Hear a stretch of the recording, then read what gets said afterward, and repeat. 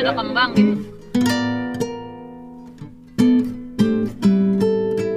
Di sini kuburan di dalam kuburan nggak enak tahu. Kemarin kan beri traktir itu enak ya. Es campuran juga enak. Yang mana? Kemarin lu traktir. Makan itu lagi. Katanya enak ya. Aku belum pernah. Mau di situ lagi? Iya. Bisa enak. Ya lu mau ngajak kemana ya? Makan nasi mama ayam gitu maksudnya. Ada ayam. Masa ya? Ayam.